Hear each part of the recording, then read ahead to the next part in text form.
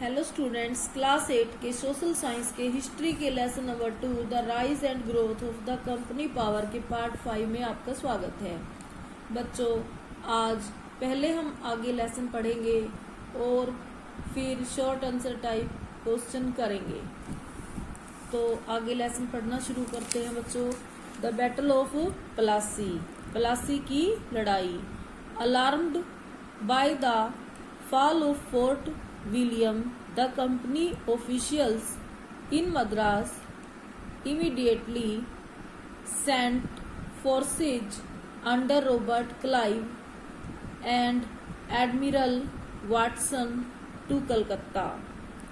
Fort William किले की हार की खबर सुनने के पश्चात मद्रास में तैनात कंपनी के अफसरों ने रॉबर्ट क्लाइव और एडमिरल वाटसन के नेतृत्व में सेनाओं को कलकत्ता रवाना कर दिया। After his arrival in Calcutta, Clive succeeded in securing the support of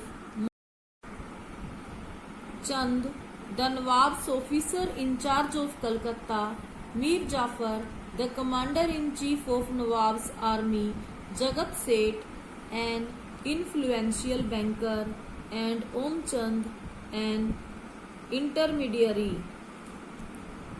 Clive Calcutta पहुंचकर मानिक चंद, कलकत्ता का सरदार था जो, मीर जाफर नवाब की सेना का सेनानायक, जगत सेठ एक प्रभावशाली बैंकर, ओमचंद दलाल का समर्थन पाने में कामयाब हुआ।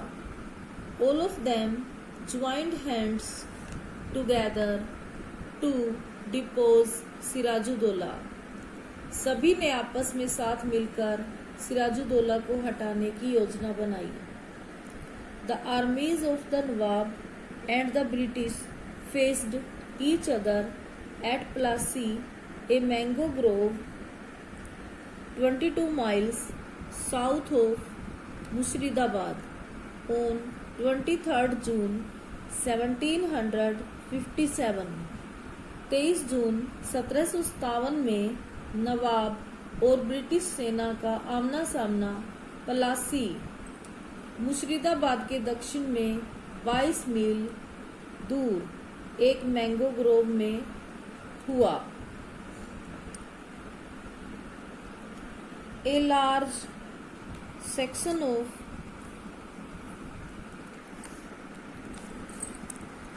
The Nawab's army did not take part in the battle. युद्ध में नवाब की एक बहुत बड़ी सेना की टुकड़ी ने भाग नहीं लिया। Siraj-ud-Daulah was captured and killed. Siraj-ud-Daulah को कैद कर लिया गया और मार दिया गया। Mir Jafar was proclaimed the new Nawab of Bengal. Mir Jafar को बंगाल का नया नवाब घोषित किया गया। Jafar rewarded the British by granting them the zamindari of 24 districts of Bengal. Jafar ने अंग्रेजों को बंगाल के 24 जिलों की दीवानी दे दी। All French settlements in Bengal were also surrendered to the English. सभी फ्रांसीसी इलाके भी अंग्रेजों को सौंप दिए गए। The battle of Plassey was the first major victory of the English in India. Plassey की लड़ाई भारत में अंग्रेजों की पहली बड़ी जीत थी। They now got a monopoly over trade in Bengal and gradually ousted the French and Dutch.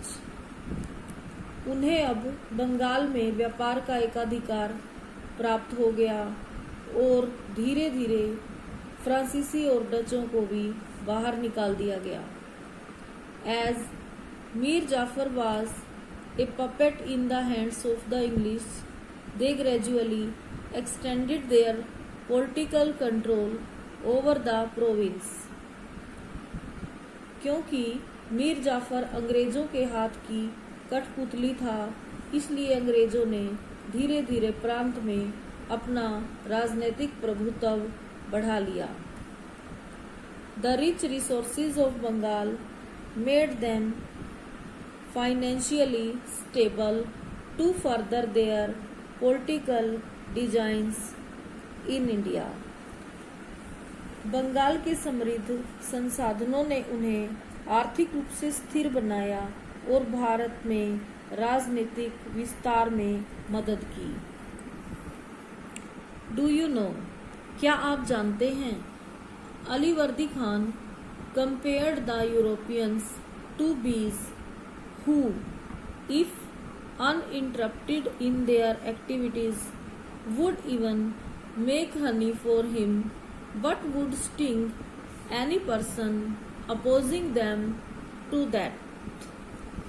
Alivardi Khan ने यूरोपियों की तुलना मधुमक्खी से की, जो यदि उनकी गतिविधियों में हस्तक्षेप न किया जाए तो उनके लिए शहद बना देंगी, पर विरोध करने पर किसी को भी डंक मारकर मार देंगी। ये अलीवर्दी खान कौन थे? ये सिराजुद्दौला के दादा थे। बच्चों, आज के लिए लेसन इतना ही पढ़ेंगे। अब हम शॉर्ट आंसर टाइप क्वेश्चन करेंगे। Question number 3, mention the merits and demerits of the subsidiary alliance system. सहायक संधि के फायदे और नुकसान बताइए। Answer, subsidiary alliance system had many merits और advantages for the Britishers but had demerits for the Indian rulers. सहायक संधि के अंग्रेजों के लिए बहुत फायदे थे, परंतु भारतीय शासकों के लिए नुकसान थे। The merits for Britishers were as follows. अंग्रेजों के लिए फायदे निम्नलिखित थे। Number 1, state under this system had to surrender its external relations to the care of company. इस संधि के अंतर्गत आने वाले राज्य को अपने बाहरी संबंध कंपनी की देखरेख में रखने पड़ते थे। Point number 2, any form of negotiations with other states to be made through the company. दूसरे राज्यों से कोई भी समझौता कंपनी के माध्यम से होता था। Point number 3, state had to accept a British resident as its headquarters. राज्य को अपने मुख्यालय में एक ब्रिटिश रेसिडेंट रखना होता था। Point number 4, Indian princes were deprived of any opportunity to join hands against the company. भारतीय राजकुमारों के लिए कंपनी के खिलाफ किसी के भी साथ हाथ मिलाने का अवसर नहीं था। Point number 5, they had maintained a large army. उन्होंने एक बड़ी सेना को कायम कर लिया था। Demerits for Indian rulers were as follows. भारतीय शासकों के लिए नुकसान निम्नलिखित थे। Point number 1, company maintained a large army at the expense of Indian princes. Company ने भारतीय राजाओं के खर्चे पर एक बड़ी सेना बना ली थी। Point number 2, Indian rulers had to face the interference of British residents in their day to day affairs. British राजाओं को अपनी रोज़मर्रा की जिंदगी में ब्रिटिश रेजिडेंटों का हस्तक्षेप झेलना पड़ता था। Point number 3, Indian rulers lost their administrative as well as financial independence and became puppets in the hands of the British। भारतीय शासकों ने अपनी प्रशासनिक आज़ादी के साथ साथ अपनी आर्थिक स्वतंत्रता खो दी थी और अंग्रेजों के हाथों की कठपुतलियां बन गए थे। बच्चों, आज हम यही शॉर्ट क्वेश्चन करेंगे और आज के लिए इतना ही करते हैं। Thank you, have a nice day.